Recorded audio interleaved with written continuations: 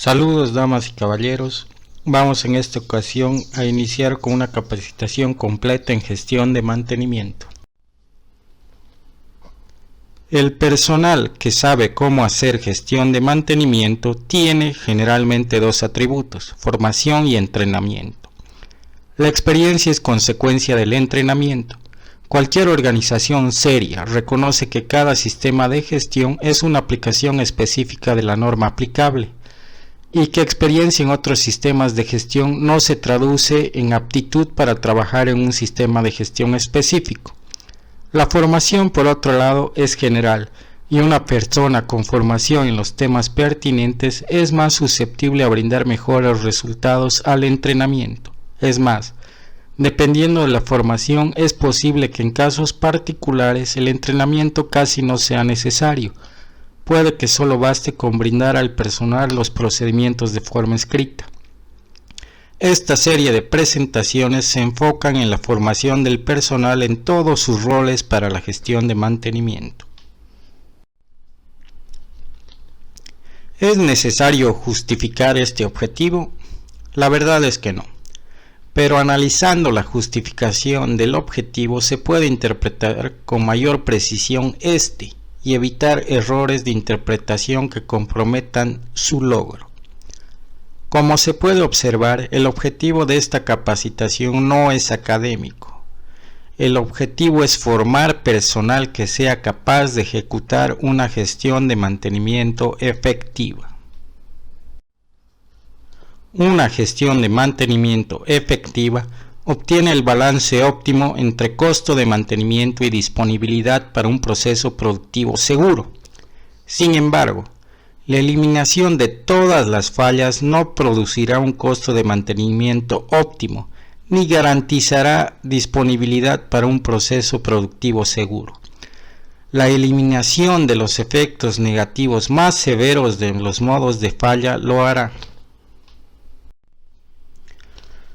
No entender este hecho produce que la organización se ponga como objetivo la eliminación total de las fallas sin poner atención ni a los efectos de las fallas ni a sus causas.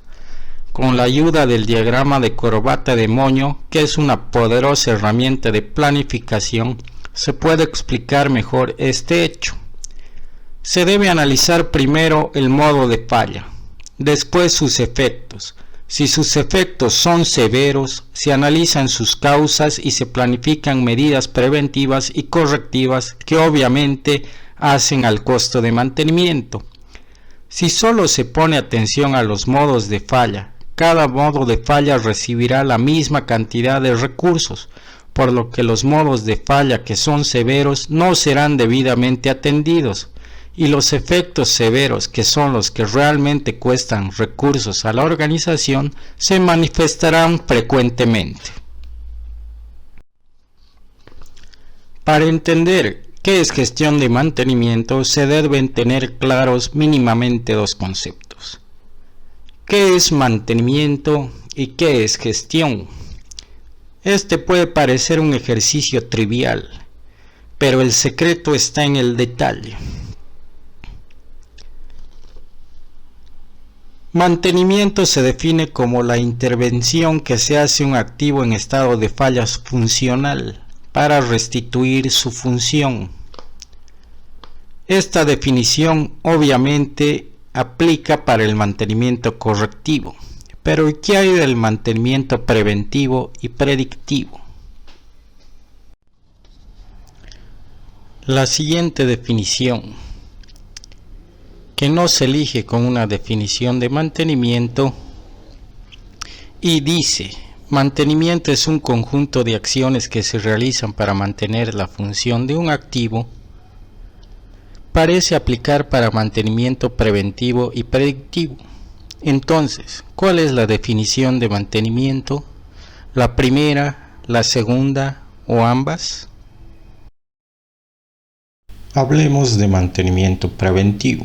La definición recién presentada, que dice que el mantenimiento preventivo es un conjunto de acciones que se realizan para evitar la falla funcional o algo similar, es considerada inadecuada, por los siguientes motivos.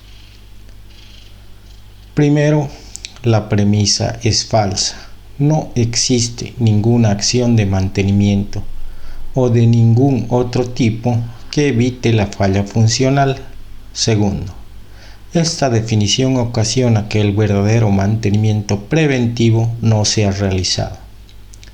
En general, las personas que emplean esta definición de mantenimiento realizan 3 tareas como acciones de mantenimiento preventivo. Primero, limpieza del activo. Segundo, mantenimiento del nivel de los medios de servicio. Y tercero, inspección del activo.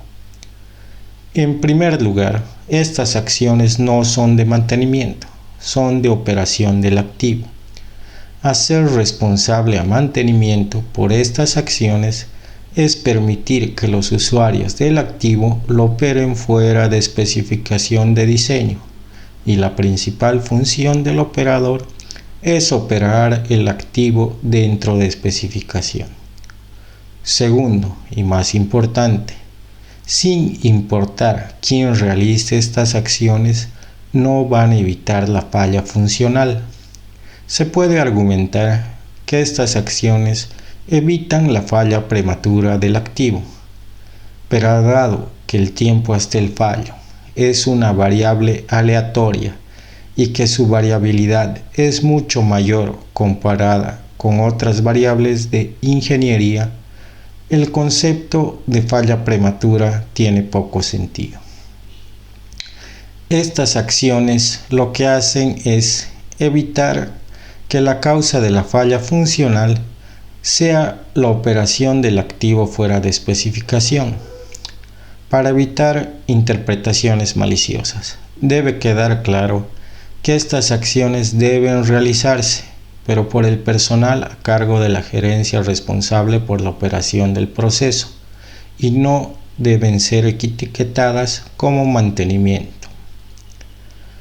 Como el personal de operaciones va a ofrecer resistencia, se puede transferir el personal a cargo de estas tareas a la gerencia responsable de operación junto con el presupuesto para estas tareas. Si la mencionada definición no aplica como definición válida de mantenimiento preventivo, entonces, ¿cuál es la verdadera definición? El mantenimiento preventivo es la sustitución o reparación de los componentes de un activo a una determinada frecuencia. El objetivo de esta intervención no es evitar la falla funcional. Por el contrario, el activo es intervenido porque la probabilidad de falla funcional se ha incrementado hasta el punto en que el activo puede considerarse estadísticamente en falla, y la intervención se realiza no con la finalidad de evitar la falla, sino con el objetivo de evitar los efectos más severos del modo de falla. Seguidamente se va a revisar detenidamente el concepto de confiabilidad que sustenta esta definición de mantenimiento preventivo. En resumen, la definición de mantenimiento preventivo como el conjunto de acciones que se realizan para evitar la falla funcional es inadecuado porque cambia el objetivo de mantenimiento de restituir la función de un activo de tal manera que se eviten los efectos más severos de la falla funcional a evitar toda falla, que es un objetivo inalcanzable y peligroso. Y segundo, porque justifica la política corporativa errada de que si el proceso para por máquina es responsabilidad de mantenimiento. Analicemos el concepto de confiabilidad. Confiabilidad es la probabilidad de que un activo se encuentre en un estado funcional en un tiempo t. Confiabilidad es una palabra que muchos conocen y un concepto que pocos entienden, por lo que se habla mucho de confiabilidad pero casi no se aplica. La dificultad en este concepto radica en una pobre formación en estadística, y debido a esto la interpretación del concepto de probabilidad es arbitrario. El concepto de probabilidad es el definido en estadística como el área bajo la curva de la función densidad de probabilidad. La función densidad de probabilidad es el límite del histograma de frecuencias relativas cuando el intervalo de clase tiende a cero. El histograma de frecuencias es un diagrama donde en el eje horizontal se grafica la variable aleatoria en intervalos de clase y en el eje vertical se grafica la cantidad de eventos que caen dentro de cada intervalo de clase. ¿Qué es la función densidad de probabilidad? Partamos de una población de activos. Los activos se hacen funcionar por un largo tiempo que se denominará periodo de vigilancia. Se registran entonces los tiempos hasta el fallo, o eventos ocurridos durante el periodo de vigilancia. Note que en este caso la variable aleatoria es el tiempo hasta el fallo. El periodo de vigilancia es dividido en intervalos que se denominarán intervalos de clase. Se tabula entonces la cantidad de eventos contra el intervalo de clase. La cantidad de eventos que ocurren en un intervalo de clase se denomina frecuencia. La gráfica que tiene en el eje vertical las frecuencias y en el eje horizontal los intervalos de clase recibe el nombre de histograma de frecuencias. Si cada una de las frecuencias se divide entre el número total de eventos, se obtienen las frecuencias relativas. Es obvio que la suma de frecuencias relativas es igual a 1. El diagrama que tiene las frecuencias relativas graficada en lugar de las frecuencias absolutas recibe el nombre de histograma de frecuencias relativas. Si en este diagrama se toma un intervalo de clase corto muy próximo a 0, entonces el gráfico de barras se aproxima a una curva continua y derivable. Esta curva es la función densidad de probabilidad. El área bajo la curva es igual a 1 y la probabilidad de que la variable aleatoria asuma un valor entre a y b es igual a la integral definida de la función densidad de probabilidad entre a y b. En la práctica, con una muestra y la variable aleatoria, se realizan análisis estadísticos para determinar si los datos se ajustan de manera razonable a una distribución estadística conocida. Parte del análisis consiste en la determinación de los parámetros de la densidad de probabilidad. Si los datos se ajustan a una distribución conocida, teniendo los parámetros característicos, la función densidad de probabilidad es estimada.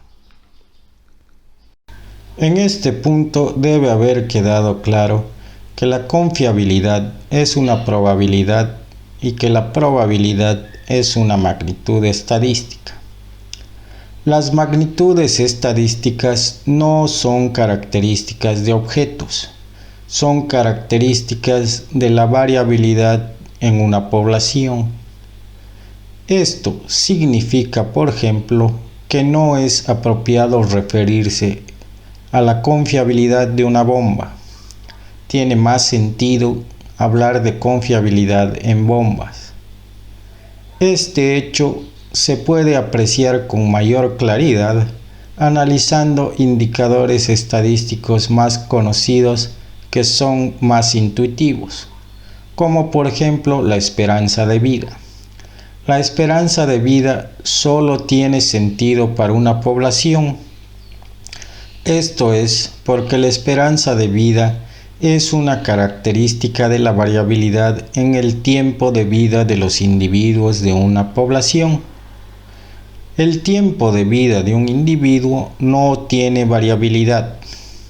En el caso del peso promedio, el peso promedio de una población no requiere mayores explicaciones. Sin embargo, el peso promedio de un individuo solo tiene sentido porque el peso del individuo presenta variabilidad en el tiempo y el peso promedio es una característica de esta variabilidad.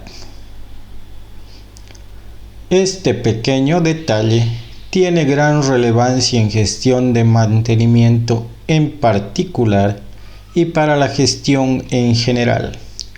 Ilustremos este punto con algunos ejemplos prácticos de cómo el concepto de variabilidad en una población determina ciertas cuestiones operativas en temas de gestión. Por ejemplo, la planificación se realiza en base a magnitudes estadísticas. Es una buena práctica incluir activos que se encuentren fuera de los límites del sistema de gestión para calcular estas magnitudes estadísticas. Esto es debido a que mientras más grande la muestra de la población, mejor el poder predictivo de la magnitud estadística. En la etapa de monitoreo, sin embargo, la población de activos con la cual se calculan las magnitudes estadísticas se debe restringir a la población de activos que están dentro de los límites del sistema de gestión, debido a que el objetivo del monitoreo es verificar la efectividad de las acciones preventivas y correctivas concebidas en planificación y en la etapa de monitoreo a través de los análisis causa-raíz. Ya que se está hablando de gestión y se ha tocado el tema de causa-raíz, el concepto de variabilidad en la población ofrece una explicación satisfactoria de por qué la falla humana nunca es la causa-raíz en un análisis causa-raíz. La falla humana siempre está relacionada con un objeto y no con la población. Por lo tanto, si se identifica esta como la causa raíz, se va a actuar sobre el objeto y no sobre la población. Al no afectar a la población, no se afecta su variabilidad, y el objetivo de gestión es afectar la variabilidad de la población. La causa raíz, por otro lado, afecta a la mayor parte de la población, sino a toda ella, y actuando sobre esta, se tiene efecto sobre la variabilidad en la población. Tomando en cuenta que el objetivo de la gestión es reducir y controlar la variabilidad para llevarla a un lugar más favorable respecto a los objetivos de la organización, la falla humana, la falla operativa, las fallas de terceros, las causas naturales y cualquier tipo de falla en cualquier taxonomía o clasificación que afecten a un objeto y no a una buena parte o toda la población no pueden ser la causa raíz. Este hecho hace evidente la relación fundamental que existe entre la gestión y la variabilidad en una población. Esta es la razón por la cual todos los indicadores de desempeño en sistemas de gestión son magnitudes estadísticas. No es difícil empezar a hablar de estadística en confiabilidad y terminar hablando de gestión. Sin embargo, no se ha terminado con la confiabilidad todavía. Si se tiene claro qué es confiabilidad, se puede encontrar que las siguientes implicaciones son razonables. La confiabilidad es una magnitud estadística medible y comparable. No se puede hablar de confiabilidad mientras el valor no sea medido. Una confiabilidad del 100% es imposible de obtener. El valor de la probabilidad, por lo tanto, de la confiabilidad es consecuencia de valores históricos. Por lo tanto, no es un valor teórico, es un valor real.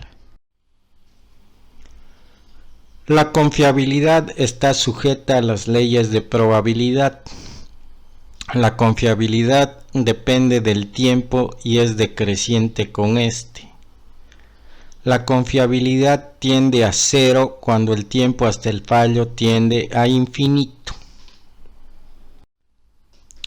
Al final de cuentas, la confiabilidad es una magnitud estadística con las mismas características que otras magnitudes, como el promedio. Si uno sabe cómo utilizar de manera práctica el promedio, sabe utilizar también la confiabilidad. Obviamente, de esta forma es como se utiliza como indicador de gestión. La comprensión del concepto de confiabilidad permite discernir entre recomendaciones con fundamento y palabrería sin sentido. Esto facilita la toma de decisiones y reduce la pérdida de recursos por inversiones inútiles. La confiabilidad se enuncia como un porcentaje asociado a un tiempo. Por ejemplo, la confiabilidad de la planta es de 90% en 6 meses. Es decir, que existe un 90% de probabilidad de que la planta trabaje sin fallas por 6 meses.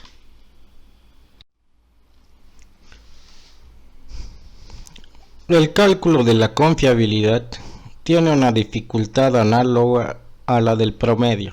Es más, en el caso típico, el cálculo de la confiabilidad se reduce al cálculo del tiempo medio entre fallas.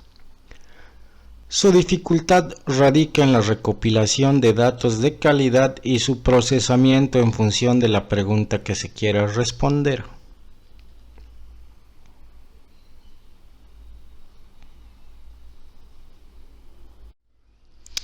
Ya que tenemos claro el concepto de confiabilidad, veamos cómo sustenta la definición alternativa de mantenimiento preventivo que se ha dado.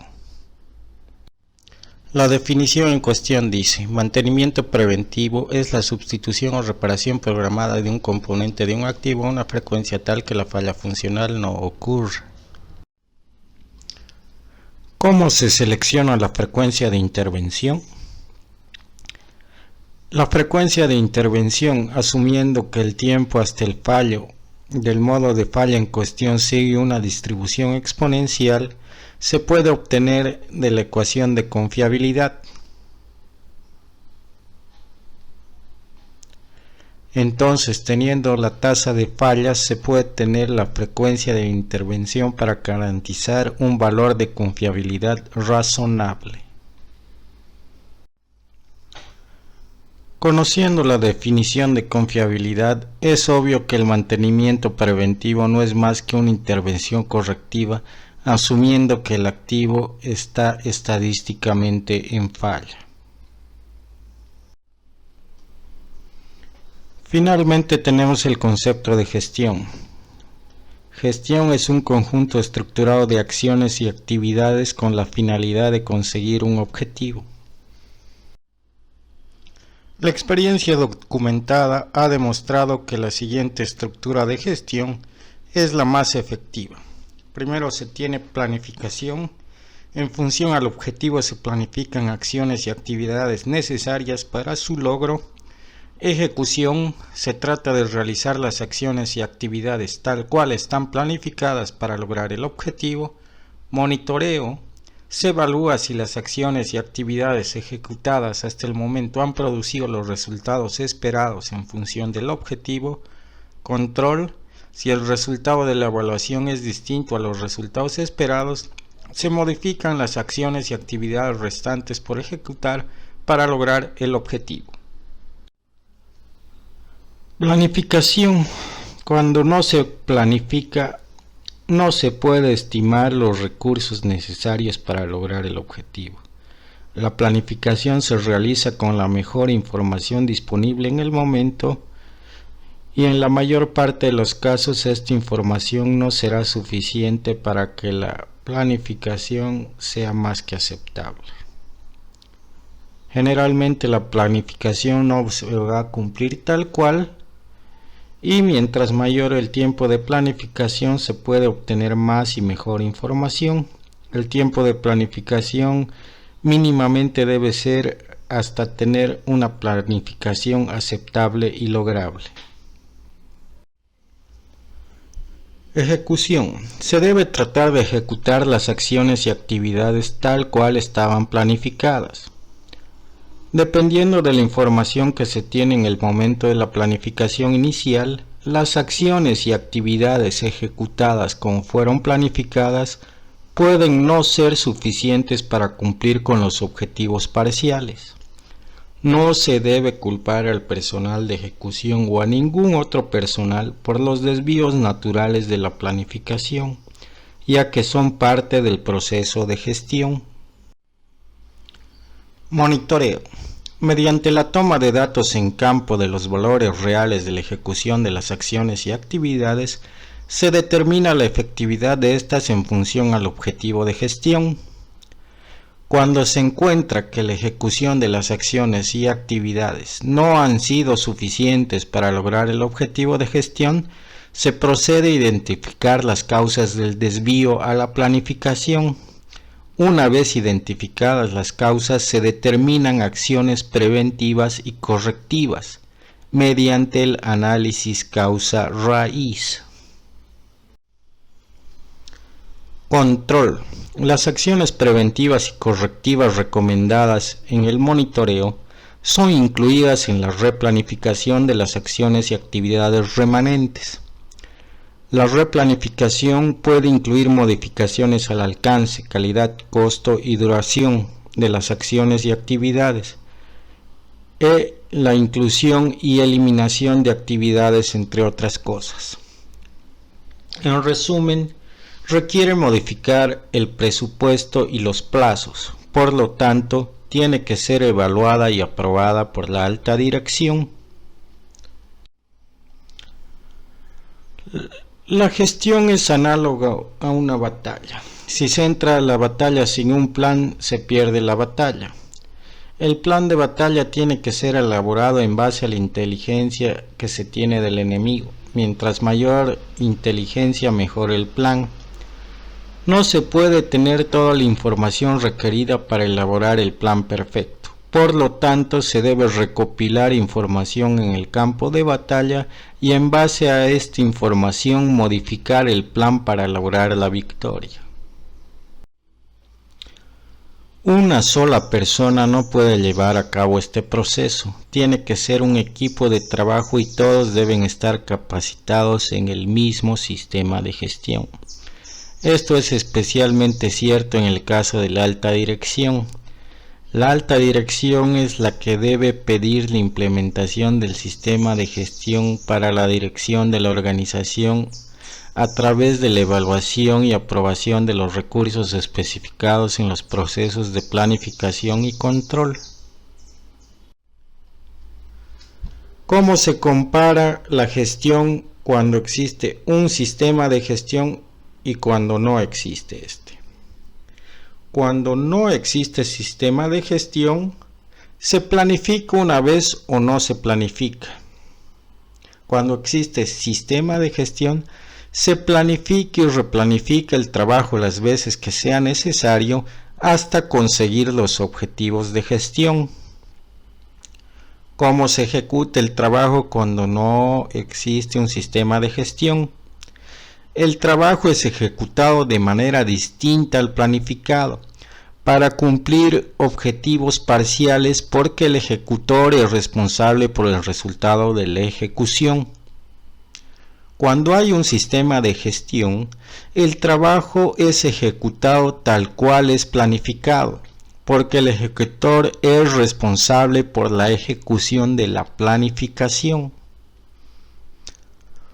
Cuando no existe un sistema de gestión, el monitoreo se hace para verificar que el ejecutor haya hecho bien su trabajo y se le pague si se obtuvieron los resultados deseados. Cuando hay sistema de gestión, el monitoreo se realiza para evaluar el resultado de la ejecución de la planificación con respecto a los objetivos de gestión. En caso de que los pronósticos indiquen que los objetivos de gestión no se van a lograr, identificar las causas y determinar acciones preventivas y correctivas. En el caso del control, cuando no existe un sistema de gestión, no se hace control, las fallas no son identificadas. El trabajo remanente no es replanificado. El alcance, calidad, costo y duración no son modificados para conseguir los objetivos de gestión. Cuando existe un sistema de gestión, la alta dirección realiza el control del efectivo de la gestión, evaluando y aprobando la planificación y replanificación desde el inicio hasta la culminación de la gestión. Recapitulando, mantenimiento es la intervención de un activo en falla funcional para restaurar su función. El mantenimiento se debe hacer de tal manera que los efectos severos del modo de falla sean evitados. Las causas y efectos de cada modo de fallo de cada activo deben ser considerados. Por el lado de gestión, hemos aprendido que gestión es un conjunto de acciones y actividades planificadas, ejecutadas, verificadas por efectividad y controladas para conseguir un objetivo.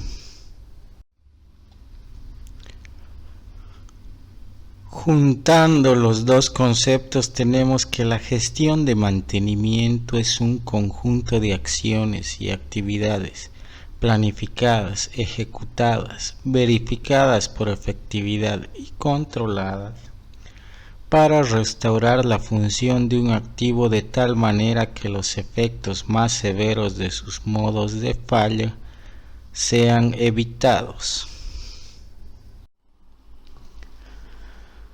Del análisis de gestión se identifica que debe haber por lo menos 4 roles: un planificador, un supervisor relacionado a la ejecución de la planificación, un analista de mantenimiento relacionado al monitoreo de la ejecución de la planificación y el representante de la alta dirección relacionado con el proceso de control. De entre estos, el más importante es el personal relacionado con los procesos de control, valga decir, la alta dirección y su representante, ya que el sistema de gestión existe para que este personal dirija la organización. Si este personal no conoce los procesos de gestión o decide dirigir a la organización utilizando otra metodología, entonces el trabajo del sistema de gestión es en vano y es preferible no gestionar mantenimiento asumiendo el riesgo que esto implica. También es necesario identificar otras partes interesadas y capacitarlas en gestión de mantenimiento. Un cliente de mantenimiento no capacitado, por ejemplo, va a levantar no conformidades cuando un modo de fallo no crítico se manifieste. No va a liberar los equipos para las intervenciones de mantenimiento preventivo y predictivo. Va a operar los equipos fuera de especificación, entre otras cosas. Si esto hace eco en la alta dirección o la alta dirección permite este tipo de políticas corporativas, entonces no se puede hacer gestión de mantenimiento. La causa latente de todas estas fallas es la falta de capacitación en gestión de mantenimiento. Por lo tanto, la capacitación en gestión de mantenimiento debe ser realizada a lo largo y ancho de la organización. Y con eso concluye el capítulo de introducción de esta serie de lecturas sobre gestión de mantenimiento. Un resumen de lo que se ha hecho. Se ha fijado el objetivo del material en la formación del personal para una gestión efectiva de mantenimiento. Se ha definido qué es gestión de mantenimiento, definiendo qué es mantenimiento y revisando el proceso de gestión. Para definir mantenimiento se ha aclarado la definición de mantenimiento revisando la definición de mantenimiento preventivo. En la revisión de mantenimiento preventivo se ha introducido y analizado el concepto de confiabilidad. Al hacer esto, se ha hallado la relación que existe entre la variabilidad en la población y los sistemas de gestión. Se ha analizado el concepto de gestión identificándose los roles de planificador, supervisor relacionado con el proceso de ejecución, analista relacionado con el proceso de monitoreo y representante de la alta dirección relacionado con el proceso de control. Se ha hallado que se debe identificar otras partes interesadas en gestión de mantenimiento para darles formación y que ayuden en la gestión de mantenimiento. Para continuar con esta serie de lecturas, se pueden seguir diferentes estrategias, como la de desarrollar cursos especializados para cada uno de los roles y partes interesadas.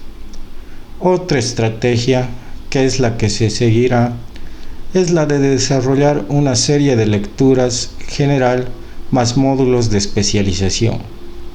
Esta estrategia permite una visión más general del proceso de gestión y muestra la relación que existe entre los diferentes roles.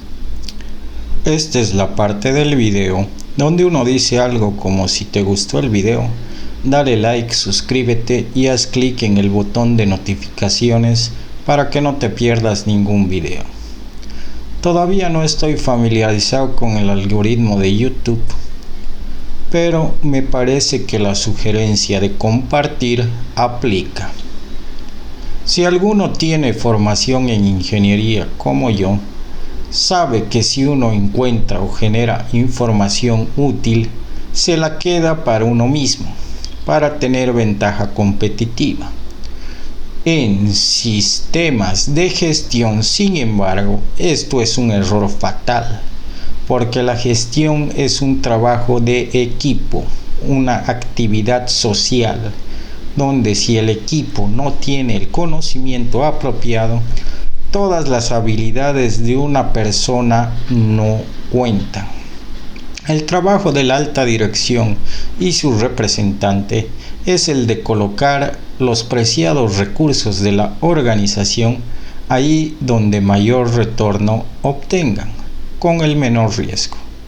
Con la finalidad de efectuar esta tarea, el directorio necesita información.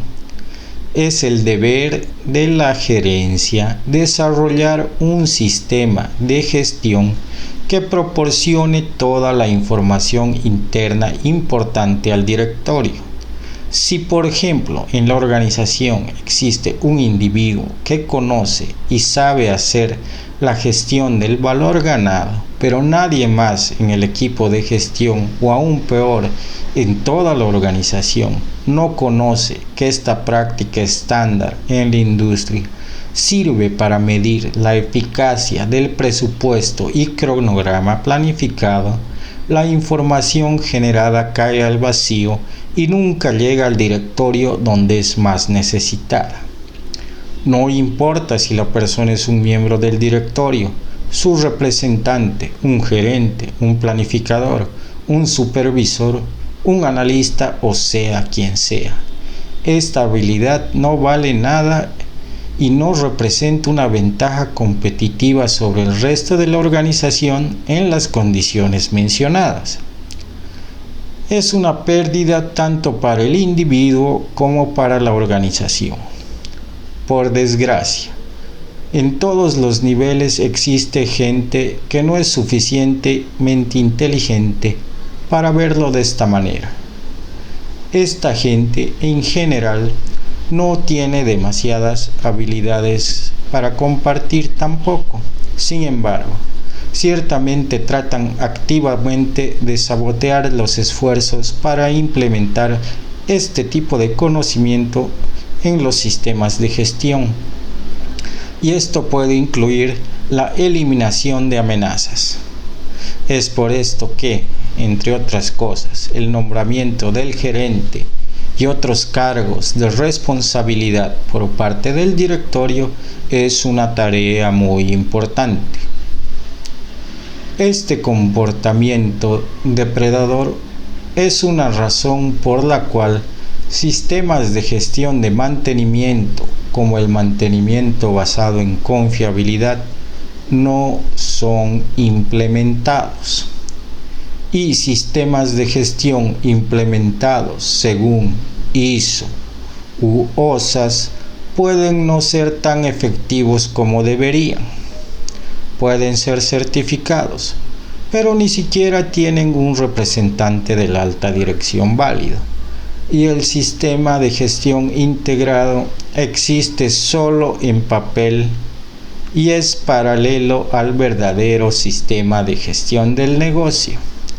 Esto puede ser porque la certificación de estándares como ISO 14000 u OSAS 18000 son puntos fuertes en la evaluación para crédito y la organización no sabe o no se da cuenta que el mismo conocimiento y técnicas que se emplean para los sistemas de gestión RCM, ISO y similares son las mejores prácticas para cualquier parte del negocio.